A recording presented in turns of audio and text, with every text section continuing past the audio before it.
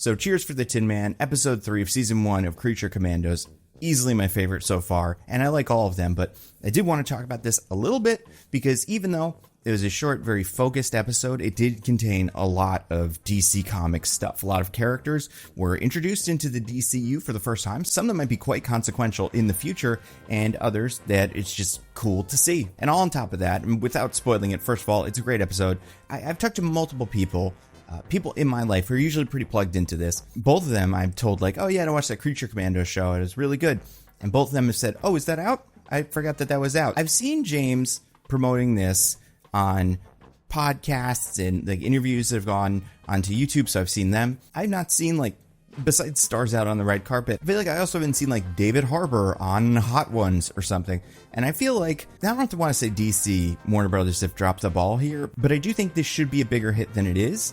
I think part of it might be that it's animation, and that does feel like, same way with musicals and movies, there's just like a barrier that some people cannot cross where they can't take it seriously as animation the same way they would if it was a live action series, which I think in this, context is kind of silly, but whatever. And maybe it's just that it's the end of the year and they've got other priorities, but either way, people should be watching this show because I think it's really good. It's also really short, like nice, digestible episodes released weekly, which I love. Take notice, Marvel What If, that is how this should be happening, but either way, cheers for the Tin Man. All right, spoilers for episode 3. So this is all about G.I. Robot, a character who I would not imagine this is exactly his backstory, but when we kind of saw this character for the first time, I had a feeling we were going to get some version of this. And I think a lot of the characters in Creature Commandos, what we're going to learn about them is they were abandoned by society for whatever reason, because they were, flaming monster men who couldn't touch people, and that made them sad. Or a Bride of Frankenstein or Fish Woman. Like, these are characters that are not just outcasts the same way that I would say, like, peacemakers and outcasts. They never really fit into society. They were always on the outside. And I think it's interesting because the way they present it, G.I. Robot was part of society. And he was a character who had a really specific skill set and directive, and that's all he wanted.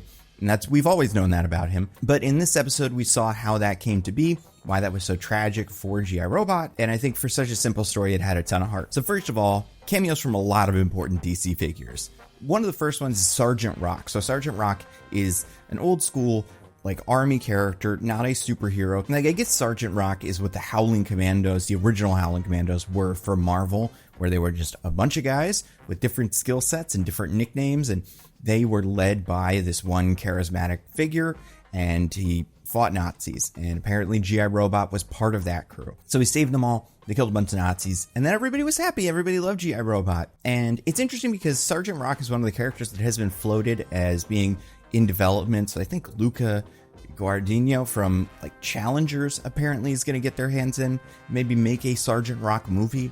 It's unclear with this stuff whether it's going to be part of the DCU, but we just got this character now introduced. He spoke in the DCU before Superman or other characters. So like, this does make him a character that could be consequential in the future. The other character we meet, though, I think is way more interesting, is William Magnus. So this character is the creator of the Metal Men. So yeah, William Magnus is a character who's been around for a while. The Metal Men have been around for a while. So Doc Magnus invents something called the responsometer, which is able to bring things to life in these constructs that represent different metals. And the adventures with the Metal Men are kind of silly. They fall in love with some of them. They don't interact with very many of like the other DC characters, although with Dark Knight's Metal, and then after the reboot, they hung out with Cyborg a little bit. So that makes sense because Dr. Magnus is just a scientist. But it's interesting that they decided to weave his backstory into G.I. Robot's backstory, because yeah, if there is a history of different robots existing in the DCU, it makes sense that the characters who make robots, like for instance, Dr. Magnus, or eventually like the Chief from Doom Patrol or Silas Stone, would all have the same knowledge. Like, they would look back and go, what was it that Dr. Magnus learned when he was making the Metal Men? And then those designs would go forward in the DCU. Like, I love that they're all connected in this way. You feel bad for G.I. Robot, but at the same time, like, it's clear that he is kind of alive.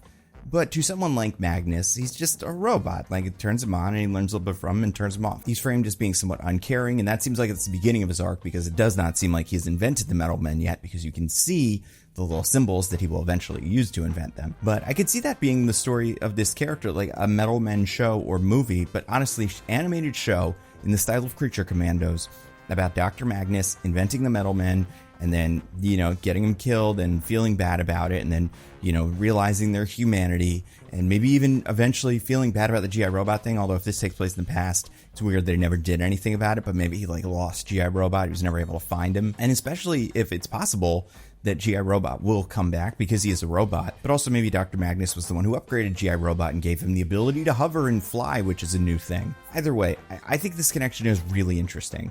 And it's that thing where in these comics, these things are all connected. Of course, these guys would be there. Of course, he would hear about this and go check it out.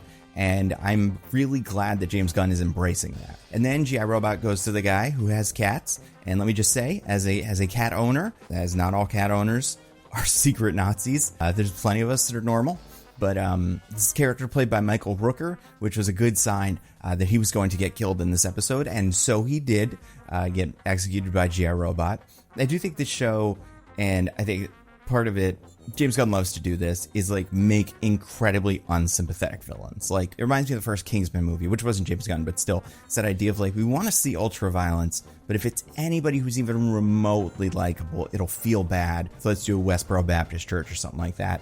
With this, we've got the incels, and now we've got actual Nazis, and then we've got neo-Nazis in the future. So I do think that's fun, but I'm hoping that in the future, there's other villains that aren't that. Because even Peacemaker, neo-Nazis, and I guess like cops, but cops possessed by aliens, so that's a little bit tricky. But like, I think James Gunn sometimes likes to take really complicated figures, but other times likes to have his bad guys just be bad, be plain old bad guys. So yeah, it's interesting that in one show, we've done incels, Nazis, and neo-Nazis. I don't know what's left. I guess evil gods, because then we got the big fight between everybody and Circe, which I thought was fun. First of all, I enjoyed seeing the princess fight guys. I was convinced, I was one of the people that believed that this was going to be revealed to be Clayface, because we know Clayface is in this show. Speaking of Clayface, how wild is it? The Clayface show is now in the new DCU by Mike Flanagan, a person who is apparently very passionate about this character, and a person that, when I've told multiple people he's working on a Clayface thing, they go, ooh, like people that would not be interested in this otherwise. But the fact that she almost got killed a couple times and then didn't transform back into Clayface, you know, she could still be Clayface, because maybe if she did get shot, her face would have just reformed and been like, oh, right, that's who that is. So maybe she was until the last minute, like trying to hold the ruse together. But I don't know. I feel like that scene would have played out somewhat differently if that was Clayface. And then Circe getting like destroyed by the Creature Commandos, I think is interesting. I know there have been people that have been saying it's a little weird that Weasel and Dr. Phosphorus were able to pretty much completely incapacitate her. I think part of it is she maybe expended some energy fighting the Bride of Frankenstein and then destroying G.I. Robot. So it's like someone like Weasel could like really sneak in there, get a really good hit in, and then Phosphorus, who does seem like he is very powerful, could, you know, burn her, and then that's it. I think it's very interesting because Circe is, for people that don't know and aren't super familiar with this character, I would say like an A-lister Wonder Woman villain. I would say she's right up there. I would say the highest profile Wonder Woman villains, and this has changed slightly throughout history, but Cheetah is like the Magneto of Wonder Woman, where she is just your default Wonder Woman villain. She matches up very well with Wonder Woman. Sometimes they team up, sometimes she's not as bad, and there have been multiple Cheetahs, so the different ideologies and whether she is like a scientist who got cheetah powers or part of like a cheetah cult or whatever, there's different ways you can play her, but either way, she is the nemesis, the main nemesis. Then you've got Ares, who I think very recently has been elevated to like this apocalypse level kind of threat. I mean, apocalypse for X-Men, where like he's the big bad. He can also be brought in to fight all of the Justice League, but he is from the Wonder Woman side of the DC universe, so he counts as one of her villains. Then I would say the third most important one, who I would say kind of matches with like Mr. Sinister, is Circe. She's this scheming witch goddess character, also from ancient history and Wonder Woman's past, who is very powerful, very hard to kill, and is always coming up with different schemes. And a lot of it is just like, this would be fun for me to like mess with these people. Like, I wanted to be in charge. Let's take over this. But it's definitely a different vibe than Cheetah. But that being said, like, she's very powerful. And it's just interesting that a character like Dr. Phosphorus is able to take her down. And we'll see. There's definitely more going on than meets the eye. I don't think that that's not her. I think that is definitely her. But maybe she's just like, fine, you guys catch me and I'll talk to your superiors and they'll let me go. And also maybe they'll help me and like force you guys to help me, because that would be handy for whatever she's doing, which now it's like, what is she doing? Is she trying to save the world? Where did she get this vision from? Is there another villain behind the scenes pulling the strings?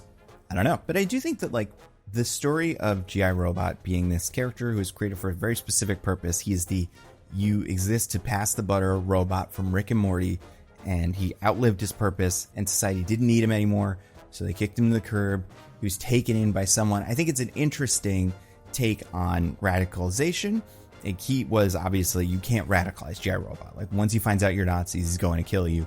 But it's this idea that this character that was left behind by society, it was easy for this other person to scoop them up and bring them into their hateful ideology. Now, that was interesting. And I like that the Nazis didn't really think, like, they weren't like, oh, G.I. Robot is famous for killing Nazis, we should keep him away. They were like, well, he's famous for killing the bad Nazis. Obviously, we're cool. And they had no idea he was going to kill them all. You know, it's nice that he saved Nina. Their relationship was interesting. I feel like Nina feels like the character that's really going to bring it home for me. Like, that arc is going to be interesting. And originally I thought G.I. Robot was the character that's going to have this big moment where he, you know, kills everybody. And we had that here, but I thought that was going to come much later. I imagine Nina's going to have that moment where she goes in the water and just beats the hell out of Circe or something in a way that is surprising.